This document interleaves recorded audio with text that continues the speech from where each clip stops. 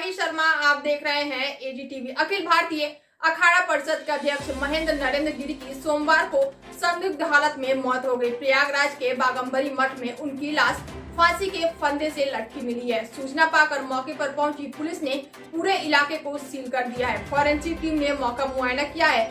जांच में पुलिस को मौके से सुसाइड नोट मिला है। इसमें कई नाम आए हैं। सुसाइड नोट में अपने एक शिष्य से परेशान होकर भी बात लिखी गई है। देखिए ये रिपोर्ट।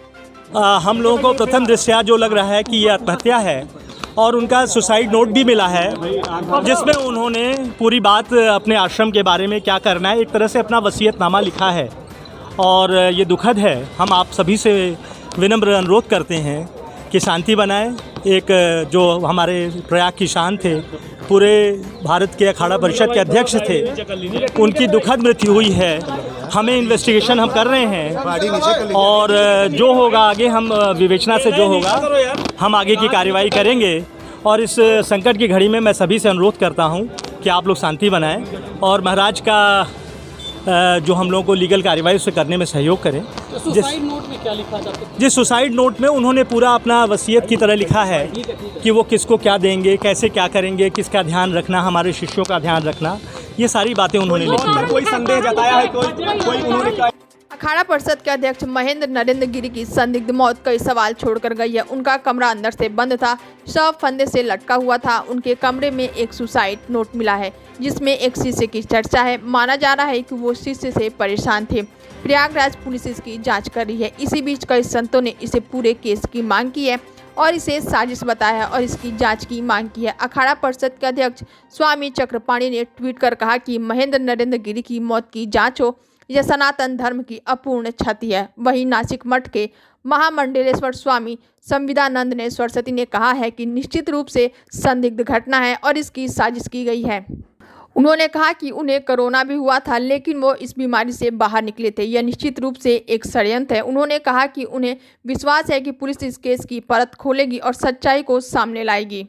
स्वामी संविदानंद ने कहा कि वो जिस पद पर थे वहां कई लोग उनके पक्ष में नहीं थे। इस घटना में कुछ रहस्य है। स्वामी संविदानंद ने कहा कि उनकी महंत नरेंद्र गिरी से अच्छी बातचीत हुई थी और वो प्रसन्न मालूम पड़ रहे थे, लेकिन इसी बीच कुछ घटनाओं से वो आहत थे और इसकी जानकारी मीडिया के जरिए लोगों को भी हुई थी। वो प्रसन्न थे और इस घटना में कोई ना कोई साजिश है। वो हंसमुख स्वभाव के थे और आत्महत्या की हद तक जाने वाले कदम नहीं उठा सकते थे। बीजेपी सांसद साध्वी निरंजन ज्योति ने कहा कि उनके मन में यह मानने को तैयार नहीं है कि ऐसा उन्होंने कदम उठाया है।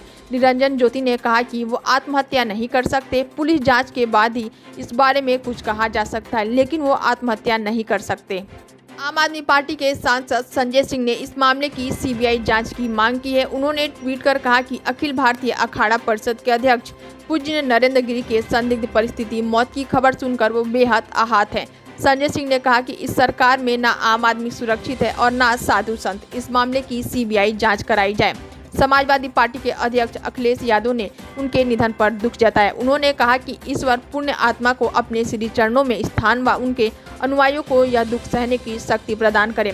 वहीं यूपी विधानसभा अध्यक्ष हृदय नारायण दीक्षित ने महेंद्र नरेंद्र गिरी के निधन पर शोक व्यक्त किया है। वहीं उनके समर्थन का कहना है कि महेंद्र नरेंद्र गिरी आत्महत्या नहीं कर सकते।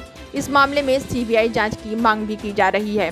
बता दें, अखाड़ा परिषद के अध्यक्ष महेंद्र नरेंद्र गिरी की संदिग्ध परिस्थितियों में हुई मौत के बाद पूछताछ का सिलसिला लगातार जारी है। महेंद्र नरेंद्र गिरी के कमरे में तलाशी के दौरान एक सुसाइड नोट बरामद हुआ है, जिसके बाद 3 लोगों को हिरासत में लिया जा चुका है। महेंद्र नरेंद्र गिरी हाल ही में अपने शिष्य आनंद गिरी से विवादों में चर्चा में आए थे। हालांकि वह विवाद आनंद गिरी के माफी मांगने के बाद खत्म हो गया था, लेकिन मठ और मंदिर में आनंद का प्रवेश नहीं हो पाया था। देश दुनिया की हर एक अपडेट के लिए देखते रहिए एजीटीवी।